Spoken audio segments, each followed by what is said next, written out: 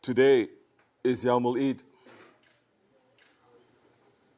We are showing shukr to Allah subhanahu wa ta'ala that He had led us to experience Rajab, Sha'ban and Ramazan, that He led us to fast and to make qiyam and to be together. Today is Yawmul Eid to the Muslims of the Akhir Zaman, to the Eid of the Akhir Zaman. Yes, it is wajib for us to gather here. But we should ask, should we celebrate? Can we celebrate? What is it that we are celebrating for? Can we celebrate when we see our brothers and sisters in Gaza and everywhere else, that bombs are raining on them and the children are dying and suffering, that it is clear to the whole world that there is a genocide that is happening there and everywhere else?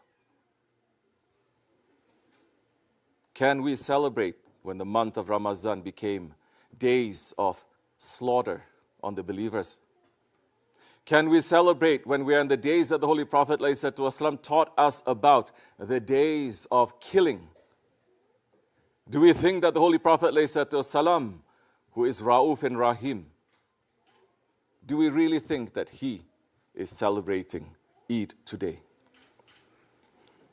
Or do you think that he ﷺ is looking at the miserable condition of this ummah, at the thousands of dead holy ones, the little children, the innocent women, the brave men, and he is crying?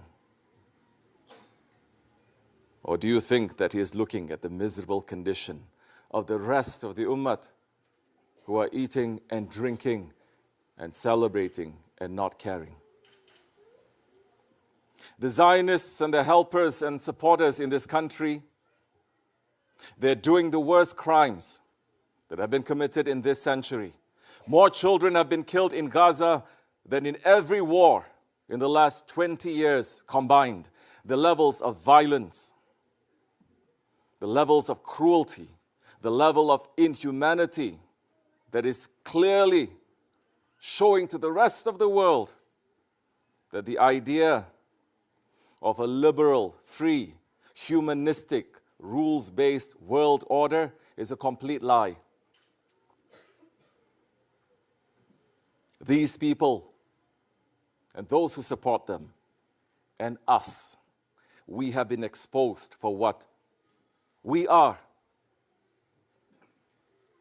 letting these ruthless, tyrannical, brutish oppressors whose behavior, it is more like an animal than a human.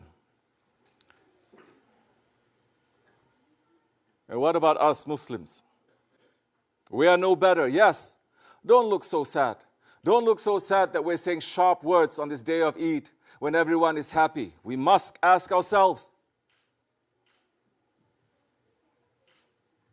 look at us, our little children, our mothers, our fathers, our brothers, our sisters, who are under genocide, and we are just sleeping, worse than sleeping. We have drugged ourselves. We are spending Ramadan eating and drinking and stuffing ourselves without any awareness of what is happening. Some with the awareness, but not caring. Without any care of the history that brought us to this point. Without any care of how to fix ourselves. The love of dunya, clinging to this dirty world and the fear of death, corrupted us so much that the lives of our precious children became cheap, and the honor of our women is under the feet of the unbelievers and the cruel ones. Yes, welcome to the Eid of the Akhir Zaman. These are the words for the Eid of the Akhir Zaman. Of course, the worst of us are our leaders. The leaders of the Muslim world, the ones who have the responsibility and the amanat in their hands to take care of the people. They not only drop that responsibility, but they have betrayed us, and they have become agents and helpers of the tyrants. To say shame on them is too light of a word. Honorless ones. And the curse of Allah will be on those without the honor. Those honorless ones who give speeches to pacify their people, to make their people to be happy, to get their votes, and they do nothing. Condemnation, rounds and rounds of condemnation, but they do nothing. Yes, shame on those who steal from the wealth of the Muslims and don't use that wealth to protect the believers. Shame on those presidents and prime ministers who give wealth and safety to their sons and daughters, while the sons and daughters of Islam lie crushed under the rubble of their homes and their masjids.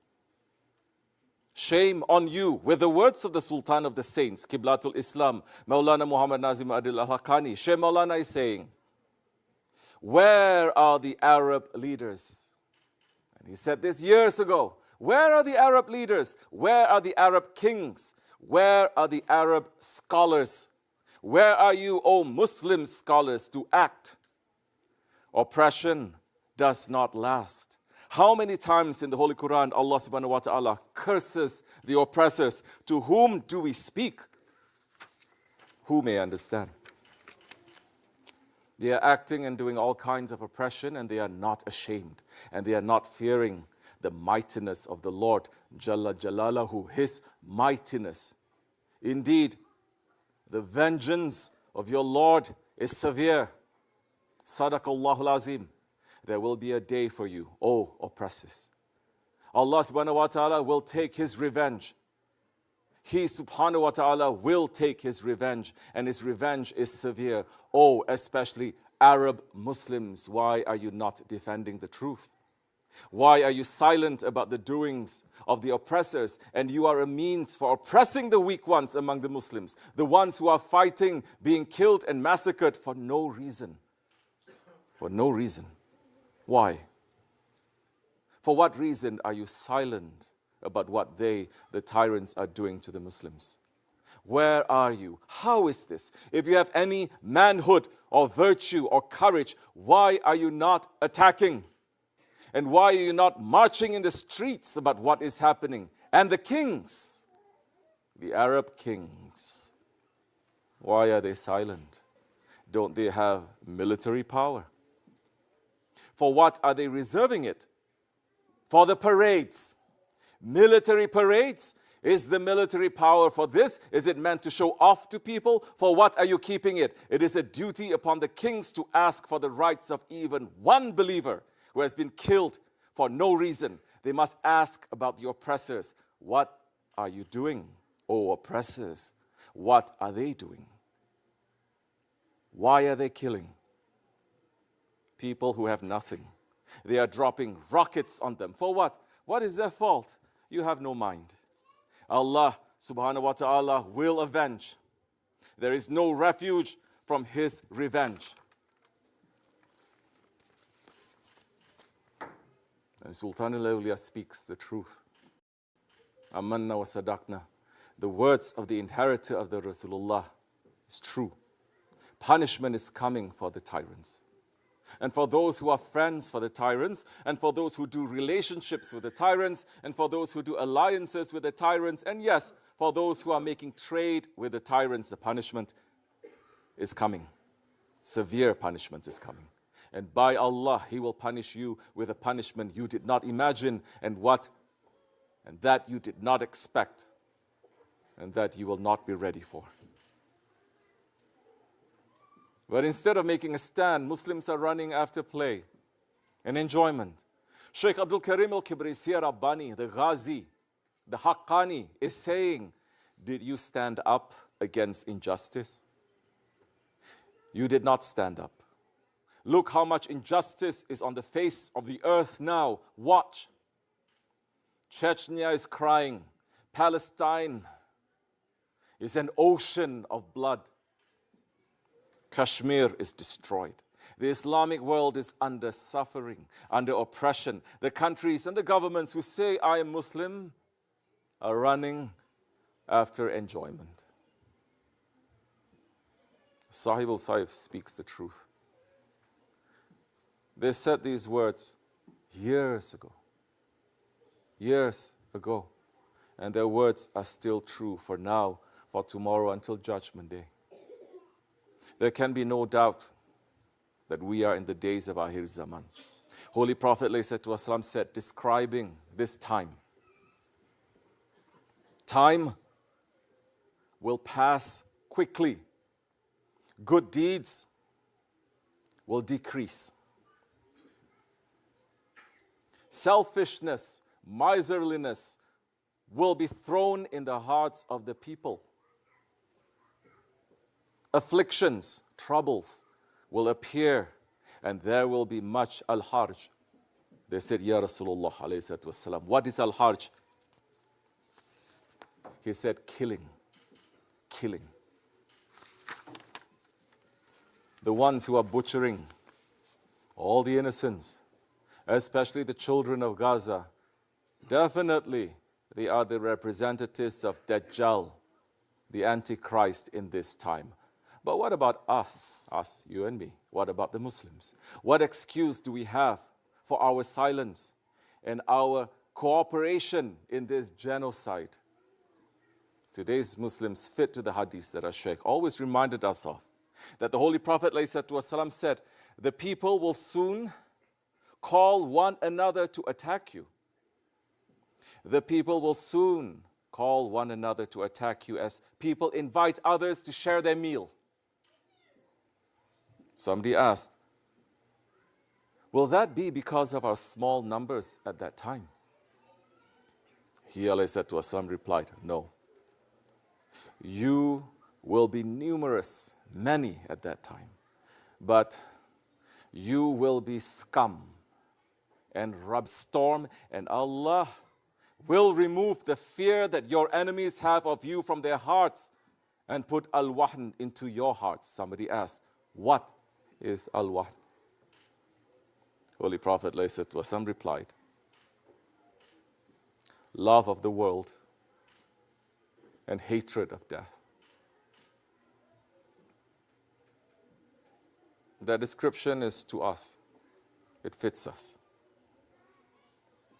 Do we have any doubt about it? Yes, today is Eid al-Fitr. Eid al-Fitr means to come back into our fitrah, into our cleanliness. How are we going to come back to our cleanliness? When we turn our face away from the sufferings and we turn our hearts away from Allah and His Prophet. Today's Eid, it reminds us of 1,000 years ago when Sham Sharif was invaded and it was destroyed and it was corrupted and it was dirtied by the Crusaders. Of course, all the leaders at that time, they were using this to collect more, to get more power, to play more politics, that they even allowed the Crusaders to be able to come to the Holy Lands and to continue.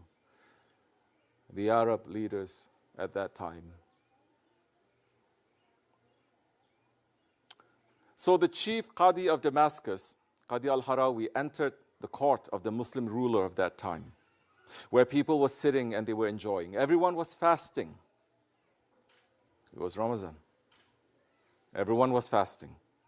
But on purpose, that Qadi, he broke his fast publicly to show how desperate and terrible the situation was. He had his head shaved and open out of mourning, and he declared to the people, how dare you sleep in the shade of your safety, and you're not caring, leading lives as useless as garden flowers, while your brothers in Syria have no place to live except in the stomach of the vultures.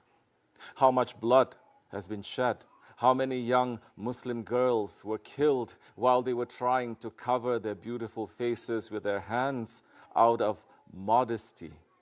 Silver swords turned red and spearheads dripped with blood in the middle of stabbing and striking, which made the heads of young boys turn gray.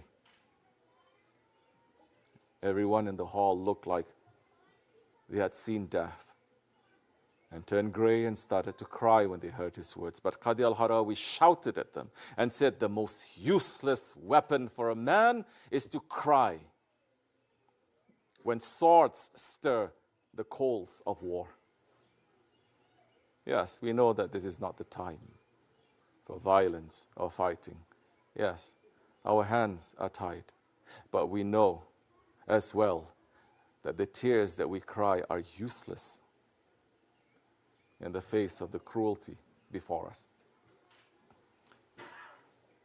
Yes, Eid Mubarak. Maybe to us here. Definitely to those ones who lived and died for the sake of Allah subhanahu wa ta'ala. They are the only ones who completed their Ramadan. They are the ones who are in Fitr today.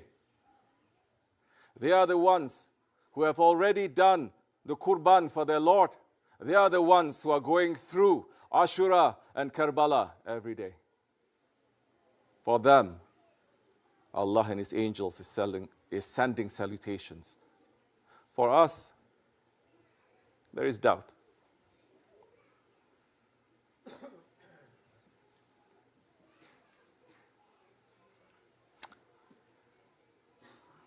These words fit to a nation that is seeing the blood of its brothers spilled. Fits to a nation whose daughters have their honor snatched. It fits to a nation that lets its children to be nailed to the walls of their houses, dripping in their blood and the blood of their families, while the enemy laughs and dances, and they take tokens, and they send videos and movies to each other laughing, while the rest of the Muslim nation, they pray, and they eat, and they eat, and they eat, and they are busy preparing themselves for Bayram. But what brought us here? What made us become this situation that it was so low? It was 100 years ago that the sword of Allah on earth was removed. It was 100 years ago that the Khilafat was taken away. This is the first word that any alim, any leader must speak, the Khilafat. We are in this situation because we do not have a Khalifa, the shadow of Allah on the earth. Yes, the Muslims now, we are so brainwashed. We are so drugged and sleeping. But the Muslims 100 years ago understood how dangerous this event was. They thought Qiyamah was coming. Understand that. They thought the removal of Khilafat meant that the punishment of Allah was about to descend and the earth had reached its end. And the alims of that time tried to come together to select a new Khalifa, but even that effort was hijacked by the enemies who wanted to make sure the Ummah would never unite again. So now we have 57 Muslim nations, each pulling out their own flags, not the flag of the Prophet. Each with its own borders, its own defense, its own interests.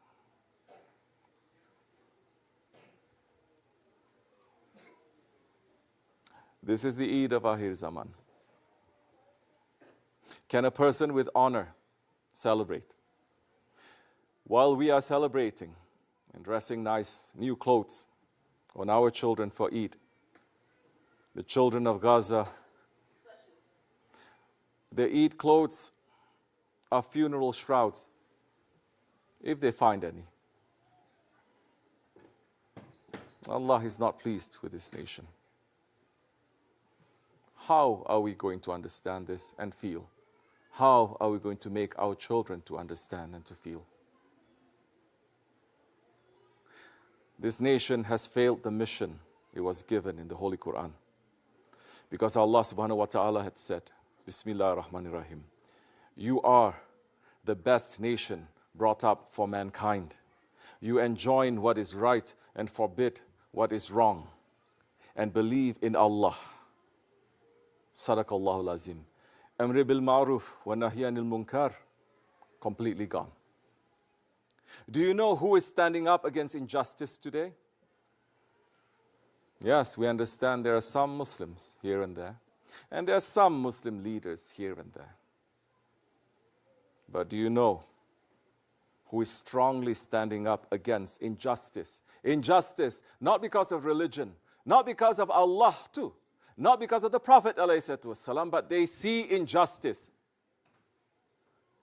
Those who are not Muslims, we see. We see that the non-Muslims, their hearts, some of them, many of them, they are burning by seeing this open oppression in front of their eyes. And some of them, they could not stand this burning, the burning in their hearts. And they burn themselves. They are filling the streets.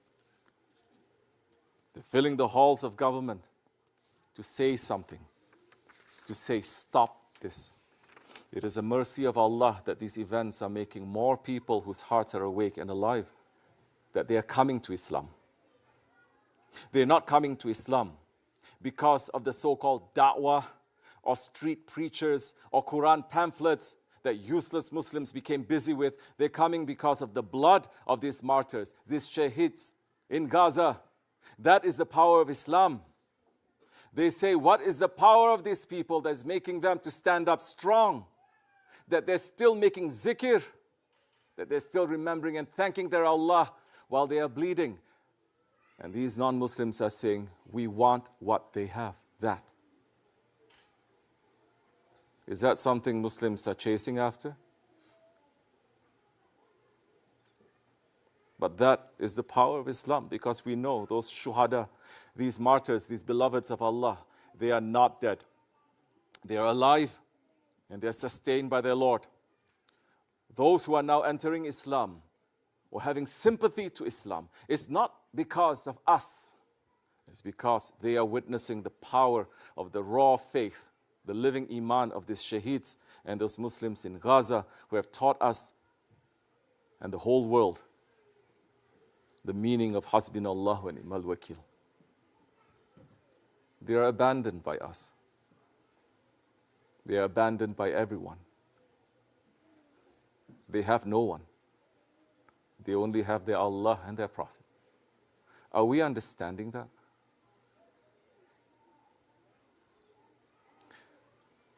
Their suffering is real. There cannot be a suffering like theirs that the whole world is watching them to the minute, to the second. But we are doing nothing. We have sheikhs and imams and hojas and mashallah kutubs today who are telling the ummah, oh, this is all good. You just don't see. This is so good, mashallah. There is so much higher in this, mashallah. Or saying with the ignorance of the jahiliyyah pre-Islam, we must suffer in silence because in that is our grace. We reject them. And we reject their words which have nothing to do with Islam or the Holy Prophet ﷺ. May Allah make them realize. Easy way or hard way. We cannot do anything. That's right, we can't do anything. We reached to the time that Hazrat Abu Darda radiallahu anh mentioned. You should enjoin good and forbid evil, or Allah will provoke against you a tyrannical ruler who will not respect your elderly, nor would he have mercy to your young. The best of you will pray against him. But their prayer will not be accepted. And you will seek help, but you will not get it. And you will seek forgiveness, but you will not be forgiven. The heart of a believer must shake when he hears these words because it applies to us. Not to them, to us.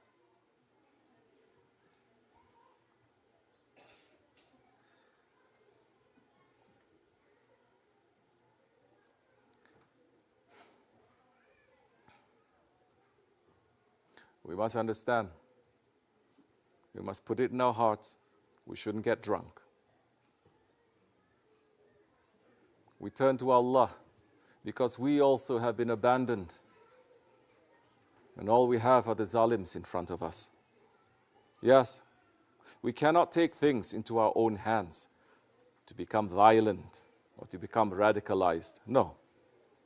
That will destroy us. Shaitan will get in. And this is what our enemies want us to do all along. We are not calling for violence. What we are saying is that you must at least have a heart and make dua. It is a shield for the believers, in which dua is forbidden to be made even in the holiest places in Islam. It is better for us to die and be scattered into ashes than to live in this world and to be okay with what is happening. Dajjal is doing his job, and Shaitan is doing his job. North, east, west, south, from America to Ukraine, to France, to China, everywhere, Dajjal is spreading his work and spreading his fitna. Don't think that such a fitna that is happening to our brothers and sisters in Gaza is just supported by 1 or 2 or 3 nations. The entire world is behind it, and they're supporting it. But we ask Allah to protect us from that. Our concern now is, what are the Muslims doing? What are we doing? What is stopping us from at least recognizing how terrible these days are? Yes, the enemies are at fault, leaders are at fault, but we are also at fault. We are responsible. We must raise our hands with the one weapon we have, that is dua. We have to ask Allah subhanahu wa ta'ala to restore the Ahlul Haq and to give power to the Muslims and to the believers. Amen. And now the separation between those who see the truth and those who are stubbornly following falsehood is showing that the title of believer is not going to be according to the labels of Muslim, a Christian, or a Jew. What we are seeing is showing the truth of the words of our Shaykh and our Grand Shaykh. What is important now is not what your label is, but whether you stand with haqq, with justice, and with truth, or you stand with batil and oppression. Shaykh Abdulkerim al-Rabbani Kibrisi is saying, we reach to the time that there is going to be separation between haqq and batil. It is going to be separated. Every community inside, every nation inside, every family inside, they will be separating. People with haqq and people with batil. Every tariqat inside, every tariqat member inside, they are going to be separated. So this is Eid. Eid of 1445 of Akhir Zaman. Today is Yawmul Eid. We are showing shukr to Allah that He let us experience Rajab and Sha'ban and Ramazan without any violence, without any bloodshed, without any suffering. And He led us to fast and to make qiyam and to be together. Our Eid today is to give to our children, to plant the seeds of loving Islam in their hearts. But for the children too, they have to understand and feel what is happening. Today is the day for the believers that the angels should be coming to shake their hands, to congratulate them for passing through Ramadan. But we are too ashamed to show our face because of how low we have fallen. Our own shafa'at of the Holy Prophet ﷺ, and the promises that Allah and His Prophet ﷺ has given to us, that this era is going to end and the Ahlul Haq will rise and the Ottomans will return. And our hope is companionship with the awliya Allah, so that we don't get confused in this Akhir of Akhir Zaman, in this time of fitna. We're asking with the dua of the friend of Allah, who is our protector and our guide, SahibulSaif, Sheikh Abdulkerim Kibrisi Rabbani, Kadazlan Sir, saying, may Allah make us to do the mission of Sultan al-Awliya that He gave us in a strong way without any deficiency. May Allah always keep us in His service and the service of haqq. Ya Rabbi, do not make us to deviate from haqq. Keep us away from batil. We're asking protection from those people who have become shaitan. Fix their hearts and put them in the lines of haqq. Ya Rabbi. Ya Rabbi, fix the hearts of the confused ones among us and keep them in the way of haqq. And give power and strength to those who are on the way of haqq, and don't let them to be confused, Ya Rabbi. Do not make us to be confused. Give more power and strength to those who love us. Give khair and barakat to them. And if those who love us are on the way of haqq, and if they are doing any wrong things, fix them, Ya Rabbi. Bring them to the way of haqq. If they do not like us, it is because of their egos. If they are being a servant to you, if they love our Holy Prophet, to fix them too. Put them in the way of haqq, Ya Rabbi. Put them into the service of the awliya for the sake of his Habib. Al-Fatiha.